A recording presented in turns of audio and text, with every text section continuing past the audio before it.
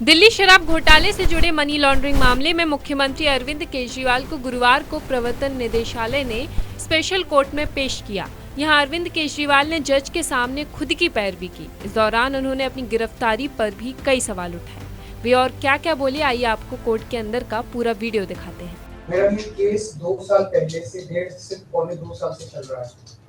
17 अगस्त को 2022 को सीबीआई की पहली केस फाइल हुआ था और 22 अगस्त 2022 को पीसीआर फाइल हुई थी ईडी। मुझे गिरफ्तार किया गया है। ना तो किसी कोर्ट ने मुझे दोषी करार दिया है, ना मेरे ऊपर कोई मुकदमा चला है, ना मेरे ऊपर कोई आरोप तय हुए हैं, ना मेरे ऊपर कोई आरोप नहीं है।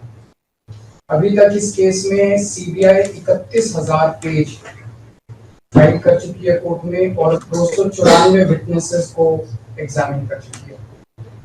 ईडी लगभग 162 विटनेसेस को एग्जामिन कर चुकी है और 25,000 पेजेस फाइल कर चुकी है। इन सारे विटनेसेस और सारे कागजों को मिला के मुझे क्यों गिरफ्तार किया गया है? मेरा नाम सीधे सीधे 4 स्टेटमेंट्स में आता है, वो मैं आपके सामने रखने की इजाजत चाह रहा हूँ। तो मेरा चार्ज क्या आता है? पहला, सी अरविंद मनीष सिसोदिया जी के सेक्रेटरी थे। उन्होंने ये कहा है, स्टेटमेंट दिया है कि एक दिन मेरे घर में मेरी मौजूदगी में मनीष सिसोदिया जी ने उनको कुछ एक्साइज के डॉक्यूमेंट्स हैंड ओवर किए। That's it madam. उन्होंने ये नहीं कहा कि मेरी मौजूदगी में कोई पैसे दिए, कोई ऐसा कोई आरोप नहीं है। मेरी मौजूदगी में सी अरविंद को मनीष सिसोदिया जी ने एक्साइज के कुछ डॉक्यूमेंट्स। मैडम, मेरे घर पे ढेरों एमएलए आते हैं, ढेरों मंत्री आते हैं, ढेरों डिग्निटरीज आते हैं, अपने अपने सेक्रेटरी लेते हैं, वो आपस में खुसर भी करते रहते हैं, आपस में डॉक्यूमेंट्स भी एक्सचेंज। मुझे क्या पता कि कौन किसको क्या दे। Is this a sufficient reason to arrest the sitting chief minister? क्या ये स्टेटमेंट एक सिटिंग चीफ मिनिस्टर को अरेस्ट करने के लिए पर्याप्त है? नंबर 1। नंबर दूसरा स्टेटमेंट, एमएसआर मगुंटा श्रीनिवास रेड्डी, ये मेंबर ऑफ पार्लियामेंट थे, जगन रेड्डी की पार्टी से।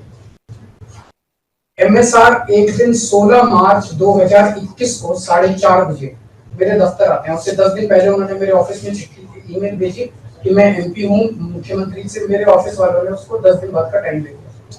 वो मेरे पास मिलने के लिए आते हैं 4:30 बजे। मैं किसी वजह से जल्दी में था, आके वो मुझे कहते हैं कि मुझे दिल्ली में अपना फैमिली चैरिटेबल ट्रस्ट खोलना है, उसके लिए जमीन चाहिए। मैंने उनको कहा कि जमीन हमारे अंडर में नहीं आती, एलजी साहब के अंडर में आती है, आप मुझे चिट्ठी दे दीजिए, मैं एलजी साहब को फॉरवर्ड कर दूंगा एंड दैट्स इट। सो ये हुआ। 16 सितंबर 2022 को उनके घर पे रेड होती है। उनसे पूछा जाता है कि क्या आप केजरीवाल जी से मिले?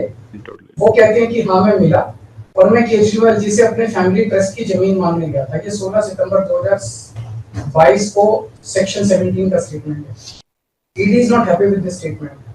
5 महीने के बाद उनके बेटे को 10 फरवरी को गिरफ्तार कर लिया जाता है। उसके बावजूद भी वो अपने स्टेटमेंट पे कायम रहते हैं। उनका दोबारा गिरफ्तारी के बाद स्टेटमेंट लिया गया था, वो कायम रहते हैं। 5 महीने जब उनका बेटा गिरफ्तार रहता है तो बात टूट जाता है।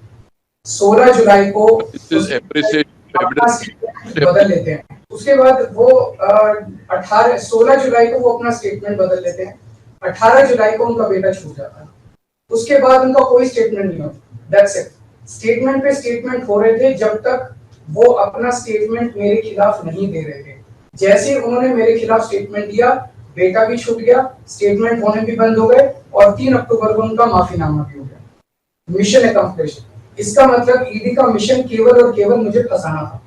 3 सेक्शन 50 के स्टेटमेंट है मैम। तीनों से सेक्शन 50 के स्टेटमेंट है, they are equal in the eyes of the law. तीनों बराबर है, तीनों की ग्रेविटी सेम है। तो उसमें से एक स्टेटमेंट के तवज्जो क्यों दी गई? क्या जांच की गई है जानने के लिए उसमें से एक ठीक है और बाकी 2 गलत है? जो 25,000 पेज ईडी ने फाइल किए हैं कोर्ट के अंदर, उन 25,000 में जो केजरीवाल के खिलाफ वाला स्टेटमेंट है केवल वो लगाया गया, बाकी दोनों स्टेटमेंट दबा दिए गए। क्यों मैम? कोर्ट के सामने तीनों स्टेटमेंट लाए जाने चाहिए थे ताकि कोर्ट डिसाइड कर ले कि सच्चाई क्या है। चलिए ठीक है। 1 मिनट मैम। तीसरा स्टेटमेंट है उनके बेटे का, राघव मगुंटा से 16 सितंबर को उसके घर पे जब रेड होती है उनसे स्टेटमेंट लेते हैं he says whatever his father had said. उसके बाद 10 फरवरी को उनको अरेस्ट किया जाता है। उसके बाद उनके 5 स्टेटमेंट्स होते हैं, पांचों स्टेटमेंट्स में वो वही बोलते हैं जो पहले बोला। फिर 5 महीने तक वो जेल में रहते हैं। उसके बाद जब 16 जुलाई को उनके पिताजी स्टेटमेंट बदलते हैं तो 18 जुलाई को उनको छोड़ दिया जाता है। तो 7 स्टेटमेंट्स उनके हुए, 6 में वो मेरे खिलाफ नहीं बोलते, 7वें में जैसे ही मेरे खिलाफ स्टेटमेंट देते हैं उनका उसके बाद कोई स्टेटमेंट नहीं होता, उनको जेल में छोड़ दिया जाता है, उन्हें माफीनामा दे दिया जाता है। तो जो 6 स्टेटमेंट्स हैं ये रिकॉर्ड पे नहीं लाए जाते। चौथा है शरद रेड्डी। शरद रेड्डी के केस में 16 सितंबर को उसको अरेस्ट किया गया, 16 सितंबर को उसने रेड हुई, उसने मेरे खिलाफ कुछ नहीं बोला। 9 नवंबर को उसका स्टेटमेंट लिया, उसने कुछ नहीं बोला। 10 नवंबर को उसकी अरेस्ट हुई। उसके बाद उसके 9 स्टेटमेंट्स होते हैं, मैम 9 स्टेटमेंट्स वो मेरे खिलाफ नहीं बोलता। उसके बाद 6 महीने उसको अरेस्ट करने के बाद 25 अप्रैल को वो टूट जाता है और वो केवल इतना कहता है कि मैं विजय नायर के साथ मिलने सीएम साहब के पास गया था, सीएम साहब जल्दी में थे, सीएम साहब ने कहा कि विजय के टच में रहो, विजय अच्छा लड़का है। मैं केवल ये जानना चाहता हूं कि क्या ये 4 स्टेटमेंट्स एक सिटिंग चीफ मिनिस्टर को अरेस्ट करने के लिए, मैम 2 मिनट दे दीजिए, कि ये पर्याप्त है? नंबर 1। नंबर 2, जो 30,000 पेज फाइल किए गए हैं, ये 30,000 पेज के अलावा 1 लाख पेज ईडी के दफ्तर में जो हमारी बेगुनाही के सबूत है, मैम उनको कोर्ट के सामने नहीं लाया गया। ये दूसरी बात मैं ये कहना चाहता हूँ, ये शराब घोटाले का पैसा आखिर है कहाँ, जो शराब घोटाला कहा जा रहा है? मैम ये आरोप लगाया जा रहा है कि 100 करोड़ रुपए किसी साउथ लॉबी ने शराब की हमने पॉलिसी बनाने के लिए, हाँ जी 100 करोड़ आम आदमी पार्टी। मैम ये जस्टिस संजीव खन्ना का ऑर्डर है, जस्टिस संजीव खन्ना का order, ma'am page 22 para 12। The assertion in the complaint filed by DOE that kickback of rupees 100 crore was actually paid by Liquor Group is a matter of debate.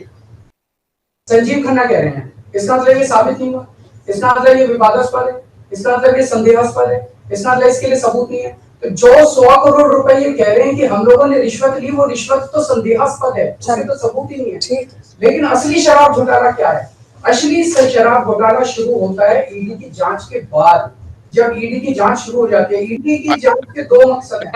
एक smoke screen create करना पूरे देश के सामने, आम आदमी party ने चोरी की है, आम आदमी पार्टी भ्रष्टाचारी है, आम आदमी पार्टी ने शराब घोटाला किया, और उसके पीछे एक्सटॉर्शन रैकेट करना जिसके जरिए वो एक्सटॉर्शन रैकेट करना जिसके जरिए वो पैसे इकट्ठे कर रही है। मैं आपको सबूत दे रहा हूँ। शरद रेड्डी के केस में शरद रेड्डी को बेल 2 वजह से मिली। एक, शरद रेड्डी ने मेरे खिलाफ स्टेटमेंट दिया और शरद रेड्डी ने अरेस्ट होने के बाद 55 करोड़ रुपए का चंदा बीजेपी को दिया, 55 करोड़ रुपए के bonds arrest. So he got his bail, ma'am, he got his bail. Then now the money trail is clearly established. Money trail is clearly established. Ma'am, just last 1 minute. Last 1 minute. The money trail is established, ma'am. उसने अपनी bell arrest होने के बाद 55 करोड़ रुपए का चंदा BJP को दिया, बीजेपी के अकाउंट में सीधा गया। मनी ट्रेल इज एस्टैब्लिश्ड और यही पूरी जांच का मकसद था। एक तरफ आम आदमी पार्टी को क्रश करना, एक स्मोक स्क्रीन क्रिएट करना, भ्रम का पर्दा, और पीछे से एक्सटॉर्शन करना। बता दें कि अरविंद केजरीवाल को ईडी ने 21 मार्च को गिरफ्तार किया था। केजरीवाल को कोर्ट ने 7 दिन की कस्टडी में भेजा था। कोर्ट ने केजरीवाल की रिमांड 4 दिनों के लिए और बढ़ा दी है। ईडी को अब केजरीवाल की रिमांड 1 अप्रैल तक मिल गई है।